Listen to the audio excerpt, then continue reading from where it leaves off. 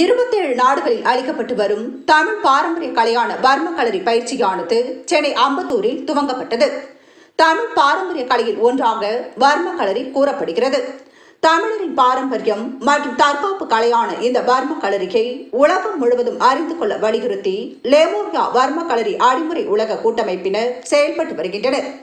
இதன் நிறுவனர் Selvan Singapore, Malaysia, America என 27 நாடுகளில் சிறு வயது முதல் முதியவர்களுக்கு வர்மக்கலரி பயிற்சியை அளித்து வருகிறார். அதன் வகையில் சென்னையில் கிளை துவங்குவதற்கான பயிற்சி முதலில் அம்பத்தூர் அடுத்த மாதனங்குப்பத்தில் உள்ள தனியார் மண்டபத்தில் நடைபெற்றது.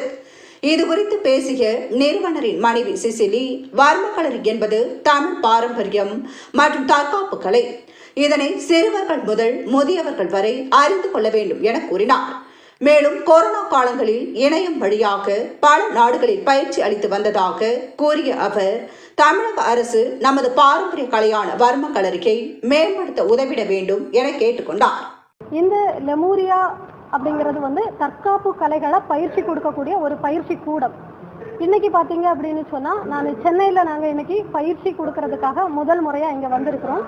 இதனுடைய முன்னெடுப்பு எதற்காக அப்படின்னு சொன்னால், இந்த தற்காப்பு கலையை உலகம் முழுக்க பரவல் செய்யணும் அப்படிங்கிறது தான். நாங்கள் இப்போது இந்த கொரோனா பீரியடில் நம்ம உலகம் முழுக்க பரவல் செய்கிறதுக்கு இணையம் வழியாக பயிற்சி கொடுத்துட்ருக்குறோம்.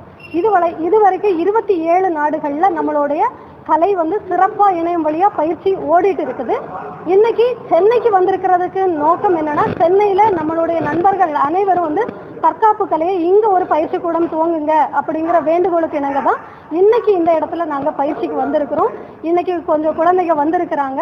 இன்னைக்கு இந்த முன்னோட்டம் இங்கே போயிருக்கிறது கண்டிப்பாக சென்னையில் அதிக மாணவர்களை உருவாக்கும். இனி அடுத்த கட்டத்துக்கு நம்ம பெண்களுக்கும் இந்த தற்காப்பு கலையை கொண்டு போய் சேர்க்கணும் அப்படிங்கிறது தான் எங்களுடைய முழு நோக்கமே. ஏன்னா இந்த கலையை கற்றுக்கிறதுனால ஒரு நல்ல தன்னம்பிக்கை, ஆரோக்கியம், அதுவும் முக்கியமாக பெண்களுக்கு இருக்கக்கூடிய சில பிரச்சனைகள் வரைக்கும் இதுக்குண்டான தீர்வாக இருக்குது இந்த கலை.